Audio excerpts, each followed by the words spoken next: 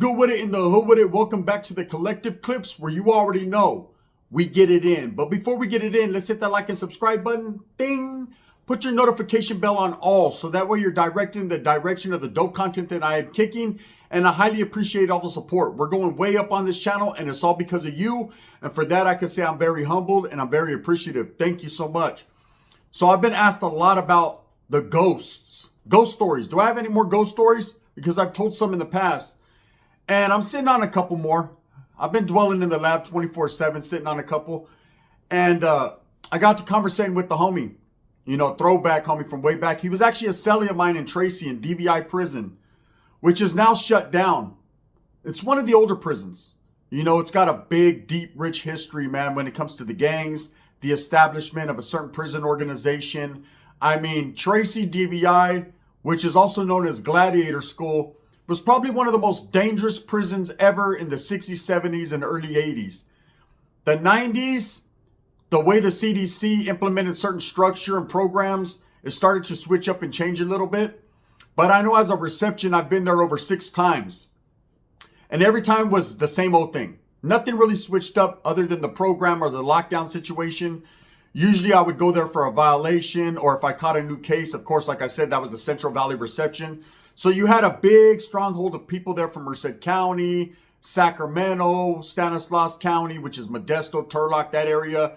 And of course, San Joaquin, Stockton, Lodi, that whole area. But there would always be other people. People from Southern California would do layovers there, as well as people from the Bay Area that got caught up in the valley. So it was a little mix of everyone. Now, when I started doing time in Tracy, in the reception, they kept Norteños and Southsiders separated because it was kind of like a reception. So it was on site with each other. And that's just the way they kept it. You know, they figured, you know, a lot less paperwork, a lot less turmoil. Of course, there were times where we did go at it with the woods, brother, you know, because there was a lack or a shortage of coffee, or for whatever the reason there was, man, you know, wires got crossed and, you know, people went at it. So I remember this time, man, I caught a new case and a new term. And so it seemed like when you were doing a violation, you were kind of in and out. You would get to Tracy, stay there for maybe a month, and they already had your paperwork. They already knew what it was. After you went to Valdivia or board and picked up your time, whatever time they were going to give you, then they would ship you out, depending upon bed space. Reception, you stood there a little bit longer because now they had to recalculate your points. It was a new case. They had to figure out all kinds of different factors, and you had to go through the whole medical policies and procedures. And that's what reception is. You get to California prison, you know, they're doing blood work, blood tests, make sure that you don't have no pre-existing conditions, things of that nature, and then you go to wherever the fuck you're going, right? And that depends, again, upon bed availability or whatever. So I remember I had a cellie, and this is the cellie I talked to the other night, and he brought this up because he watches my channel, and so he got in contact with me, and he was like, hey, bro, we've been talking the past few months, but he was like, hey, bro, do you remember when we heard that weird shit on the tier? And I do. So I was on H-Wing, okay, on H-Wing in Tracy Prison. And that prison is comprised of a long corridor, and there's buildings that offshoot the corridors. They're directly across from each other. They're mirror images of each other, and they're 3 tiers high. And they're old school prison blocks, right? With 3 tiers on one side, 3 tiers on the other side, and of course, in the middle you have the flooring. And then the control tower, which would be where the cops kicked it, is at the very beginning of the tier when you walk through the door. And then, of course, it's a very long building, man. Sometimes it's hard to even see to the end of it. That's how big it is. Now, I know you've heard a lot of stories about Tracy, and I'm going to give you the rundown. These cells are small. Not as small as the San Quentin cells, where you could only do your arms like that, but they're pretty small, right? They stink, they smell, they're dirty, they're old, they're rusty. All the windows are broken out in the back. You have a long window in the back, and they're all broken out. It's very loud. People communicating, yelling. When you look out the back window, you see strings going across, because each building, you have buildings going this way, which are separated by the hallway, and then you have buildings going that way. So being on H-Wing, we could see the building in front of us, and vice versa. They could see the building behind them, depending upon how the cell was set up. And there would be fishing all the way from one cell. We'd shoot these little fucking arrows all the way across, and you see arrows shooting, and it looked like Spider-Man out there. Webs everywhere, people fishing sopas and huilas, and the communication in prison is key, so it's always going on. So I remember me and the homie were kicking it. And he decided that for no other reason, he was going to try to make some bootleg pruno. Now, when you make pruno in prison, there's a lot of ingredients that go into it. And they're more easily accessible on a main line, on a general population yard or SMY yard or wherever you go. You're on a main line, right? And a mainline prison means that there's more access and more action to everything. Canteen, commissary. See, in reception, you're going to get commissary, but it's going to be the bare minimum. Okay, you're not getting packages unless you're on the mainline facility, which I believe was either Z dorm or X dorm at the time. It was a level 3 or level 2. And it was a dorm setting. Those people that got to stay in Tracy, they had it good, especially if you were from the Central Valley because you were home. You can get visits every weekend. But I never, ever got a chance to go to those. I always had too much points. I always went to a 3-yard or a 4-yard. I just never had action there. Everybody wished they could stay there. There's not one person in prison that wants to leave far from home. They all want to stay there. So anyways, me and the homeboy, he was from Merced County as well, or he's from Merced County. So he was the homeboy, he's from Planada, right? Which is a little town right outside of my city. So we functioned with them. I had been in county jail with this homeboy. He ended up leaving to Tracy before me. He took his deal, and then I took my deal, and I went to Tracy. And we just happened to, when we first got there, we got different cellies, but of course we started getting at the sergeants. Sergeants are used to seeing the same old people, so you start to build a rapport with them. And I was like, hey, let me get the homie in my cell. I cleared it with the homeboys. We were active at the time. And it was all good. So I got the homeboy put in my cell. Like I said, man, we were celled up in the county jail together in the 8-man cells on the block, active. So now we're in a cell together. It was cool. It was like you're around someone that you could trust, a homeboy you know got your back, and it just makes for doing better time. You never want a fucked up cellie. I've told you guys stories about fat cellies, ugly cellies, skinny cellies, smelly cellies, and at the end of the day, man, you want a cellie that you could actually kick back with, and he's more like a brother. So because we were on the same page, Merced County and everything, we kicked it. Now, this homeboy was all into making pruno, or at least he thought he could, right? And in Tracy, at that time, you didn't have much access or action to anything. So it would take, by the time you saved up enough ingredients to make a good batch, a righteous batch, you'd probably get shipped out. So it wasn't even worth it. Now, one thing I could say about Tracy, like unlike other prisons, they didn't hit our cells constantly. It's like they didn't give a fuck. You're going to be in there with that dirty ass water and that dirty ass cell and your cellie farting all over the place. And that's what you got. You know, I could sit here and say that the only time that they hit cells is that they caught you fishing, or, you know, they knew that you were someone of status, or they got a wheelie dropped on you, a kite dropped on you, then they'd come hit your cell unexpectedly. But to be honest with you, man, the kukui used to walk in, which was the IGI, and when they walk in, everybody would tuck their shit, throw it out the window.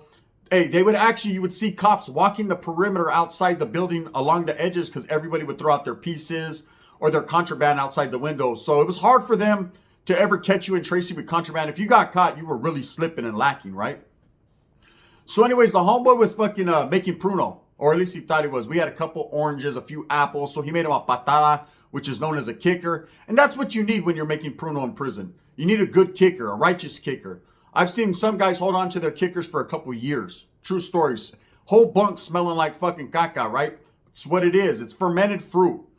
So he got that. We would get these little juices, and he was doing a little, like I said, a bootleg, a Poochie, wannabe Gucci version of pruno. But it was like whatever. It was something to occupy the time, something to do. And one thing about criminals in prison is we're always trying to be up to no good.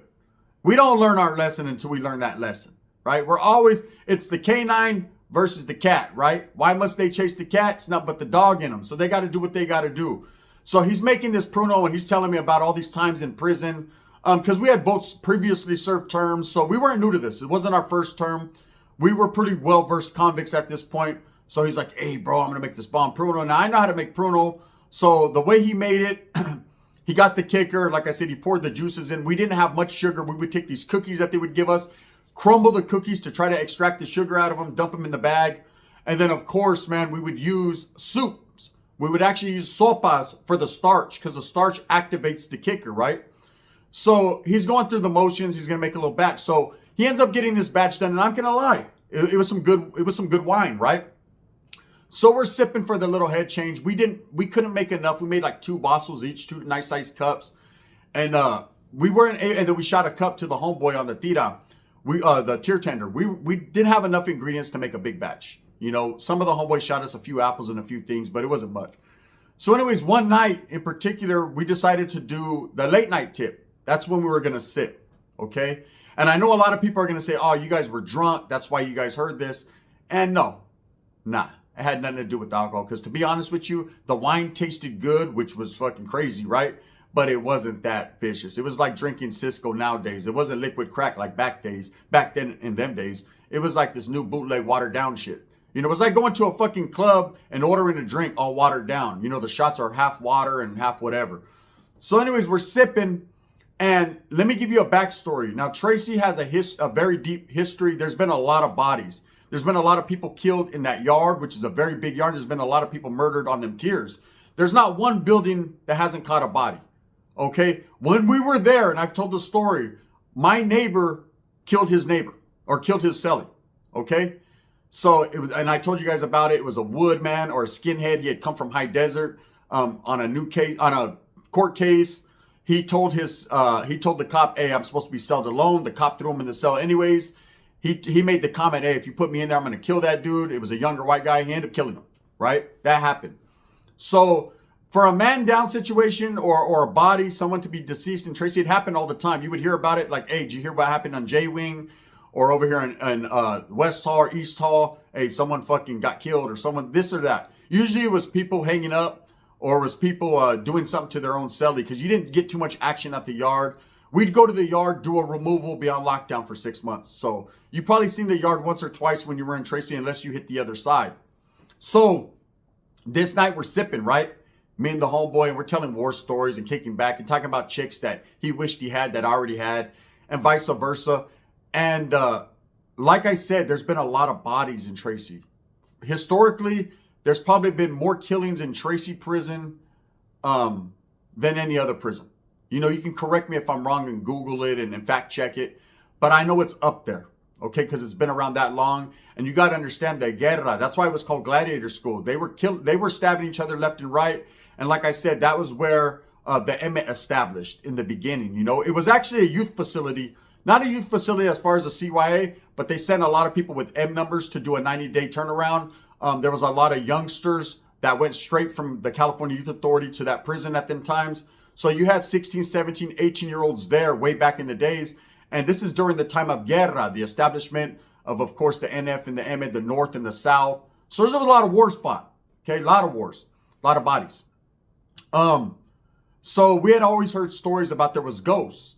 And to be honest with you, man, I had seen some paranormal shit in my lifetime. So I'm a true believer. I'm a firm believer. Some of the things that I've seen, I mean, I can't deny it. You know, I've told you about the church. If you haven't seen that video, go.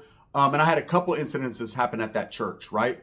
I've told you guys about, I think I was in Napa, man, with my grandfather painting a house and how we got moved to different rooms.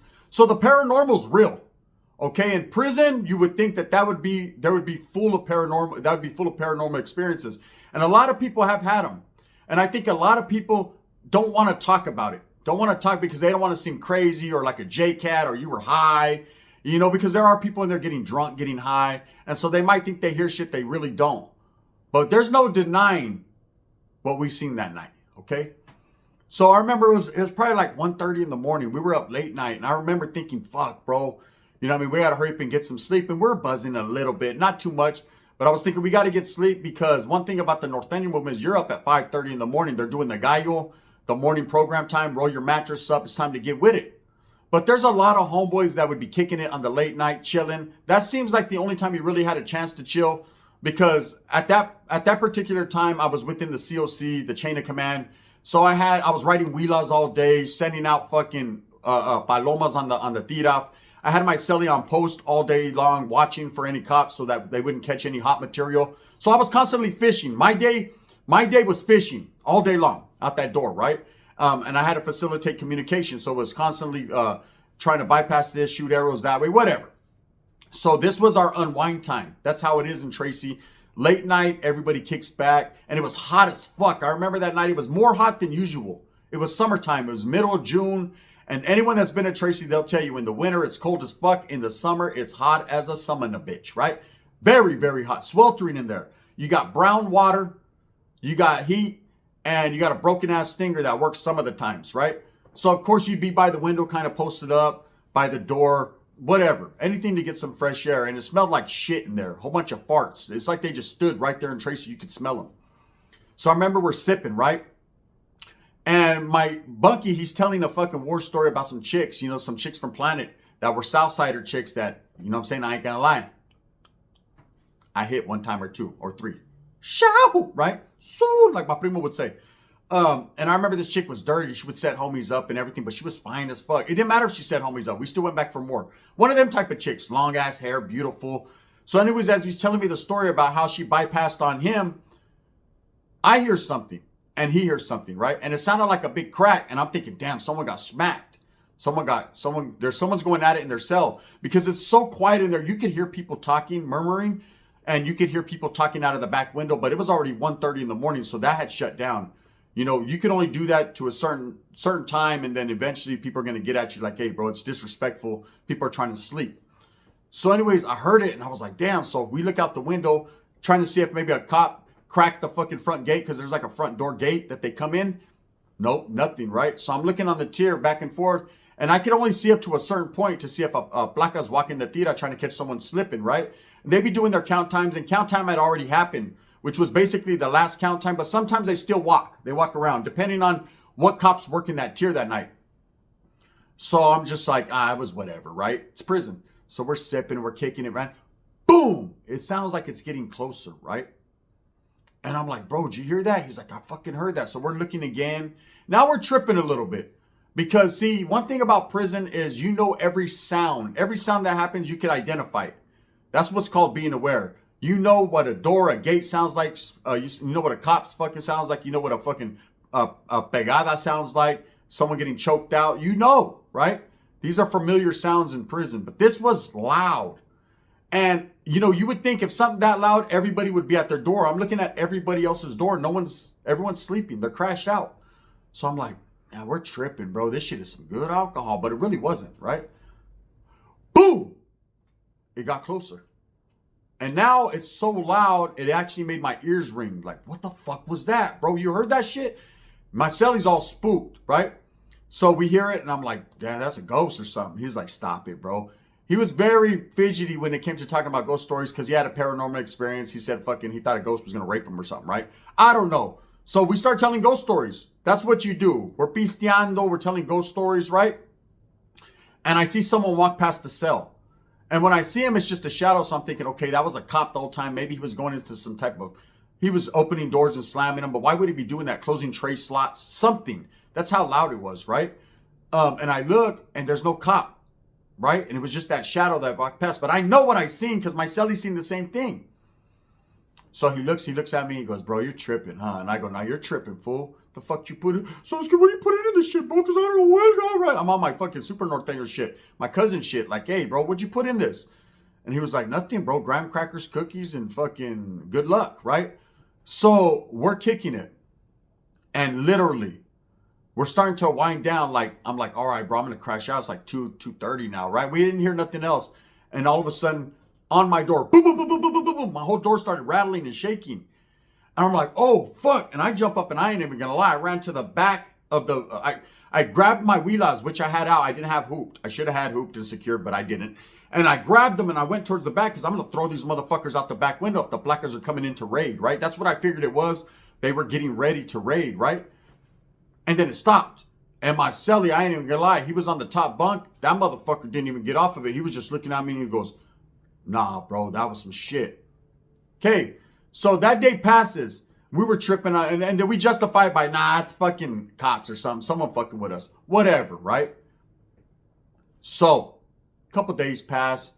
We're chilling out in the cell, and I'm not going to lie, right? One of the homeboys from my county brings in some Yeska. He comes in for a violation, and so he's on the bottom tier right directly across from me, so I'm popping at him. We're sign languaging. What's up, bro? You know what I mean? We facilitate sign language for communication. Norteños do that. Southsiders do that. So do whites, blacks. So you'll see dudes at their door all day long sign languaging, right? Some are faster than others. Some go so fast you have to tell them stop yelling at you. And so he's like, shoot your linea. So I shoot the line, and the homeboy was only in there doing a little violation, so he wasn't going to do too long. I guess he got caught up being with another gang member, whatever. So the homie, like I said, he's my boy from my barrio, right? Shoot your linea. So I shoot it. I tell my son to keep trucha. I shoot it down. Bam. We'd make these little balls. Those that know have been locked up know. You take soap, okay? You form it, you wet it, you form it into a ball. You put your linea in that ball and form it, and it gets hard. Then you wrap it, cellophane around it that you get from the sandwiches, right? And that right there, it rolls good if you make it right, and it shoots over. So a lot of people would use these balls to fish with. The lines would connect, and you could easily, once those balls hit, it's on. Okay? And we know Wes Watson knows about fishing and balls. So, you know, he knows. But anyway, so you would use this to roll it up over, because there was railing on the tier. You need to shoot it up over that railing. You didn't want it to go over the bottom because shit could get stuck. So anyways, I shoot it over. Boom. It took me a few times. I'm able to get it over. The homeboy is like, hey, I got something for you. So I see a little white envelope coming up. And in that envelope was 3 joints. Nice sized joints. Now, I've never been a weed smoker. But when you're in prison, weed hits different, right? You're in Tracy, you're in D.V.I, fuck it, right? So my cellie, he's like, oh shit. So he starts hooking up the stinger. We're gonna smoke. We're gonna wait till after late night. So bam, the homeboy's like, hey, that's that dead ML, bro. I got you, right? Cool. So bam, I ain't gonna lie. I tell you, look, man, we're gonna fucking smoke a leño, 2 leños tonight, 1 each, and then tomorrow we'll have another one. He's like, all right. So fucking the tier tender comes by. So we're like, fuck it. We break him off half of the leño for him and his cellie, right? Bam, he's all happy. Now at this time, Norteños were able to smoke weed, but we couldn't indulge in hard drugs, right? But fuck it, I ain't even gonna lie. Some fucking hard shit when it came through, we might have indulged. I'm gonna keep it real. So anyways, we're smoking. And I know what you're gonna say. You guys were hearing shit because you guys were high and drunk. Nah. Watch. You might feel some shit or hear some shit, but not seeing what we seen. So we smoke 1 joint together, and then we're gonna smoke his together, right? And it was look at, prison joints are different from street joints. Prison joints are this small, that skinny, made out of toilet paper roll.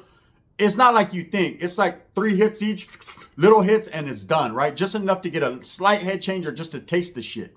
So we hit that. He's like, fuck, we smoke his, man. I'm thinking, let's smoke the other half too, right? So we smoke all of it. Like, fuck it. Fuck tomorrow. Tomorrow may never come. And we're kicking back. And again, it's like 1:30 in the morning. Okay? And we're chilling. And I'm like, all right, bro, I'm going to crash out. I feel good. You know, I'm a little high, but not too much.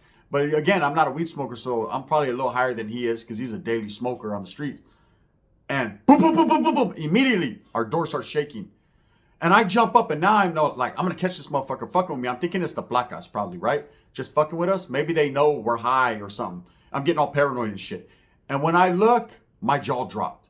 I went white as a ghost, and my cellie said, what the fuck, bro? Right? And he comes to the door, and he looks, and he was like, oh, no. He ran, literally, and was trying to get through the fucking window. You ain't getting through the window. That fool was, he was like, damn, bro. That shit almost made a motherfucker drop out right there. What we seen, people aren't going to believe it, but I can give a fuck less, man. It's my story. I'm going to tell it. We literally seen a chick walking down the tier carrying a head, right? And it wasn't like a silhouette or apparition. What is it? Apparition or whatever. It wasn't like that. It was like a real chick holding a head. I thought it was some, you know what I mean? But is this Chowchilla? Motherfucker, what? I thought we were in Tracy, right? You know, did a crazy ass CO, she just J-Cat out, put on a dress and kill someone? We seen that. From that point on, he ended up getting shipped out a week later, right? I got a new cellie. I didn't see nothing else, right? For a while. Eventually, man, me and that cellie seen the same thing. Okay, so a CO walks by and I tell him, hey, look, I'm going to be real with you. You know, this is about a couple weeks later. My homeboy already left, whatever. We're all freaked out. We didn't sleep that night. We're all tired in the morning. And I told the CO, I was like, hey, man, have you ever seen anything trippy? Because I ain't even going to lie. And he was like, what, the lady with the head? I said, no. He says, I've seen it so many times. Now, I've talked to other homeboys that have been in Tracy prison. Besides me, that homeboy, and my other cellie, we can confirm that we've seen that. I talked to the Southsider dude before that was there with me. He's non-active. This was when I was on the non-active side, right? I asked him, hey, bro, you ever see, I was doing a violation. You ever see fucking the lady? He said, I seen it, homie. He described her to the T, right? I've asked other people. They said they've never seen anything. But I believe it. I believe it, man. You know, I've heard a lot of stories in the California prison system about people going into cells, shit moving, shit being disturbed. You know, it's up to what you want to believe, your interpretation. I know what I seen that night, man. And I'm forever going to fucking stand on that. That's just what it is. Anyways, with that being said, man, for those of you that have been in Tracy, if you've ever had any paranormal experiences, tap in, let me know. If you think I'm full of shit, well then think I'm full of shit. But at the end of the day, I know what the fuck I seen. With that being said, I hope that you move smooth with a purpose. Get everything that you want coming. And remember, at the end of the day, it's all about the strive, the struggle, the struggle, the strive. Now, just before you ask, I've asked a lot of people that were on that tier, homies, hey, did you guys see something or hear something? They said, shit, bro, you guys were tripping. You guys were high or something. We never seen nothing. And I will say that it did come when we were high and when we were drinking. But trip out, when I had that other cellar, we was bone dry. Like my primo said, I didn't have nothing in my spoon, ese. Can you get that you? Right? And I'm going to tell you right now, we seen it again. With that being said, thumbs up, thumbs down. Heavy's going to be the head that wears the crown. I'm going to continue to strive, struggle, and strive for what I honestly and truly believe in, and that's the betterment of all people, man. Do you believe in ghosts? Do you believe the shit's real? I do. And that's just what it is.